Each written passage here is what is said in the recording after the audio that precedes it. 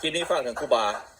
ที่เพิ่นติตำหนิว่าออกตัวญาติโยมใส่ซอง50,000บ่คุ้มค่าบ่คือบ่ควรหั่นน่ะคันใส่4เสียแล้วเพิ่นย่องให้ย่องว่าหั่นน่ะให้ครูบามื่นตาได้เด้อว่าคนลาวนี่มีทั้งคนทุกคนรวยเขาก็ใส่หลายคนหาเช้ากินค่ำเขาก็บ่มีเงินใส่คือบางครอบครัวเขาทุกข์ยากนะพ่อแม่เขาตายสิสิไปนิมนต์พระมาก็คือยากแล้ว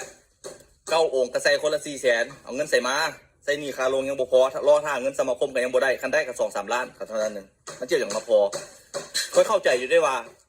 อยู่วัดมีค่าน้ำค่าไฟเนาะแต่เงินใส่บาทเด้ซั่นเงินนั่นน่ะบุญทอดกฐินอันนั้นพระป่ามาเด้ซั่นเจ้าบ่คิดไรบ่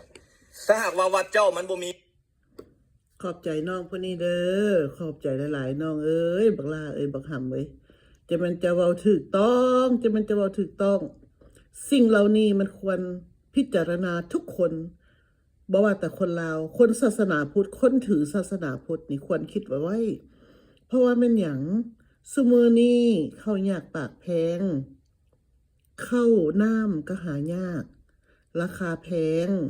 สิ่งของอาหารการกินก็แพงและประชาชนลาวทั้งชาติทุกข์ยากหลายเห็นบ่พี่น้องคนลาวแต่ละมือนั้นพากันลั่งไหลออกไปเฮ็ดเวียกเฮ็ดการเฮ็ดงานทำงานขายแรงงานอยู่ประเทศไทยมือละแสนก็มีพี่น้องคิดว่ามันเหลือจากคนอยู่ในประเทศลาวนั่นและผู้ที่ไปบ่ได้จึงได้อยู่กับบ้านกับเฮือนและในเมื่อน้องคนนี้เราออกมาเว้านี่อยากให้คนลาวหลายๆคนออกมาเว้าซอยกันเพราะว่าสังคมมันปั่นป่วนหลายแม้แต่พระสงฆ์อยู่ในวัดวาอารามก็ยังพึ่งพาอาศัยบ่ได้แล้วและ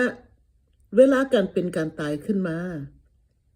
น้องคนนี้เราก็เว้าถึกว่าสิไปใส่ซองหลายๆเอาเงินมาแต่ไส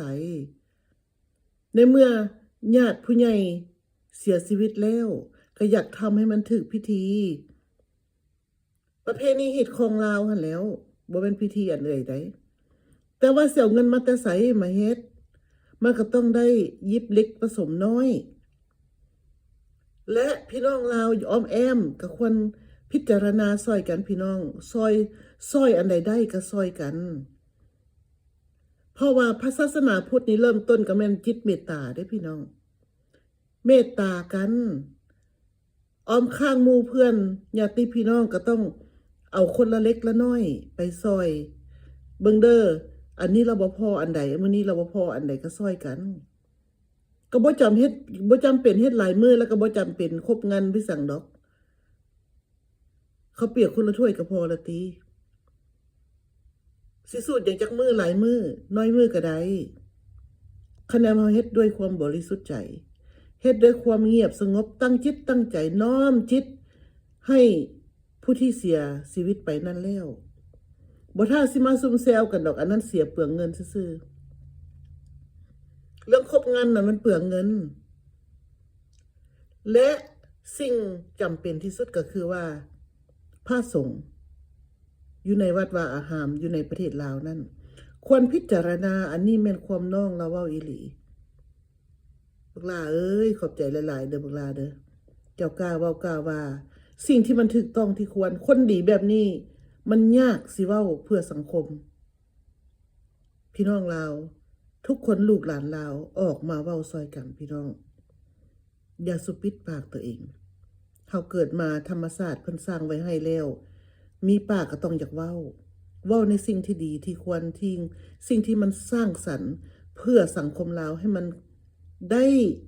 อยากอยู่อยากเซาสิ่งที่มันดีมันงามควรพิจารณาซอยกันบูรณะปกปักรักษาประเพณีฮิตของลาวอันใดดีก็เก็บเอาไว้อันใดบ่เหมาะบ่สมบ่ควรในยุคนี้ก็ปล่อยปะมันไปบ่มีไผว่าหยังดอกนอกจากว่าขอบใจเด้อเท่าเด้อนางเท่าเด้อบักลาเด้อจะเว้าถูกต้องแล้วขอบใจหลายๆ